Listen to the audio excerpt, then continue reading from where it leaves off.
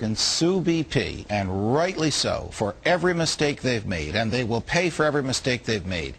You can't sue the government when it gives out erroneous information and oil companies rely on it. Why? Because Congress has insulated the bureaucrats that work for the federal government from liability in lawsuit. So if the government gives out bad statistics and an oil company relies on it and something goes wrong, the oil company gets sued, not the government and not the bureaucrats that work for the government. How does it feel to be standing up for BP? I am not standing up for BP. And standing against the government for BP. I mean, I know you're all anti-government. I'm standing for the rule of law, and the rule of law should be that the government should not tell everybody how to run their business when the government is incompetent to tell them how to do so. And this is a perfect example of it. The decision as to where to drill should be made by those who would risk money and lose money if the drill went wrong, not by bureaucrats who didn't know what they were doing. So we need fewer regulations, not more, on the oil industry. We also need no liability caps so that the insurance company would be on the hook, and the insurance company would make sure the drilling was done properly and in the right place and all the safety factors are there. BP has no insurance company. Why? Because the federal government said your maximum liability is $75 million. Show us a bank account with $75 million and you don't need any insurance. If that stupid law hadn't been there, an insurance company would not have let BP drill where it did. Wow. As Judge Andrew Napolitano pointed out, in a capitalist society, the government would not have made a law with a cap on liability insurance, and therefore the free market would have dictated what the rules would be, and no insurance company in their right mind would have allowed BP drill where they drilled, because it would be too dangerous and too risky. And even if they did manage to get permission from the insurance companies, it would have been cleaned up immediately, because money would have been lost by the insurance company and BP. Blaming this spill on the free market and capitalism is like blaming our current economic, monetary, and currency crisis on the gold standard. It's ludicrous. America has been off the gold standard, and sadly, off of capitalism, since the turn of the 20th century. The correct word to describe the marriage of corporate interest and political power is corporatism, or even more accurately, fascism.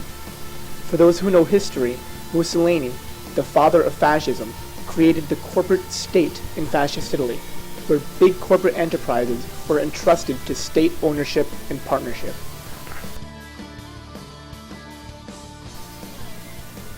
This is also a clear example of those that fall into the false left-right paradigm. Shepard Smith falls into the left side as he blames BP, the business, but not the government. Judge Andrew Napolitano, however, is an intelligent constitutionalist and does not fall into this trap. He knows that left and right are both opposite sides of the same coin of tyranny, and that had a strict interpretation of the Constitution been followed, this disaster never would have happened in the first place.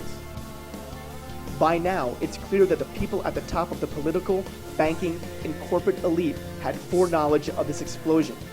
It is also evident that the White House, Goldman Sachs, and BP are all using this crisis to push through their political agenda of cap and trade. As Rahm Emanuel infamously said in 2008, never waste a good crisis. You never want a serious crisis to go to waste. And what I mean by that, it's an opportunity to do things that you think you could not do before. I think America as a whole in 1973 and 1974, not just my view, but obviously the administration, missed the opportunity to deal with the energy crisis that was before us. For a long time, our entire energy policy came down to cheap oil. This is an opportunity, what used to be long-term problems, be they in the healthcare area, energy area, education area, fiscal area, tax area, regulatory reform area, things that we had postponed for too long that were long-term are now immediate and must be dealt with. And this crisis provides the opportunity for us, as I would say, the opportunity to do things that you could not do before. The good news, I suppose, if you want to see a silver lining, is the problems are big enough that they lend themselves to ideas from both parties for the solution. But there's still more that we're not being told. The truth is that the oil spill is about 1,000,000 times worse than anyone in power is saying. Media outlets all over the country have tried to get access to public beaches, and BP is blocking them. Countless efforts to get access to public beaches and interview workers are being met with workers for the offshore giant BP telling telling reporters that they can't access the beach, and in some instances are being threatened with arrest by BP and in some cases, the United States Coast Guard. The following are just 4 clips of many easily found on YouTube of media personnel trying to gain access, but being blocked and threatened.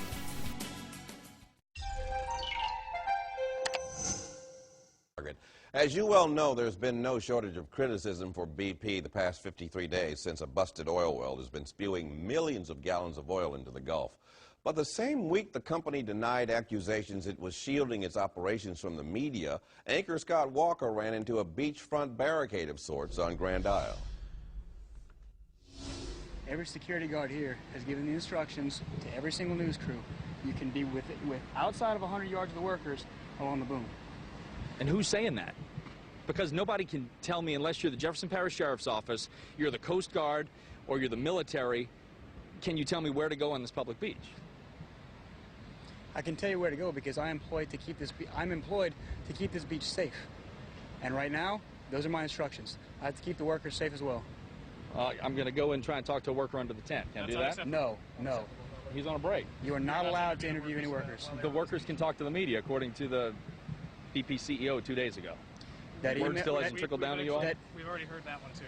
Yeah. What do you mean you've heard that one? It's true. The email did not explicitly give you permission to do that. There are quotes from Doug Suttles that say no one has been barred access to talk to the media, and that it's a misunderstanding, and the word hasn't trickled down to all the appropriate channels yet. That's what he said 2 days ago. So 2 days later, that word still hasn't trickled down. The word has been, it's been briefed to us. By whom? Who's briefing you all? That's not important right now. Well, if you're telling me that I can't do it, it's important that I know who's briefing you. What's important right now is you cannot talk to the workers. You're interfering with their jobs right now. If there's somebody on break, I'm interfering with his job? Yes, you're interfering with his rest. Sir, you cannot talk to anybody there. Can I yell from a distance? No. I'm sorry, but that's the way it is. Sir, you cannot interview the workers.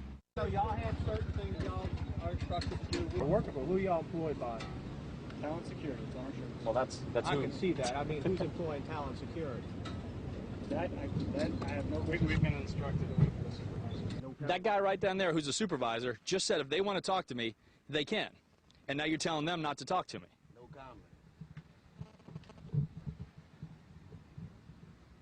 Are you all afraid to talk? Are they, do they intimidate you all? Are you afraid you're going to lose your jobs if you speak to the media? Don't want to. Y'all don't have to say anything.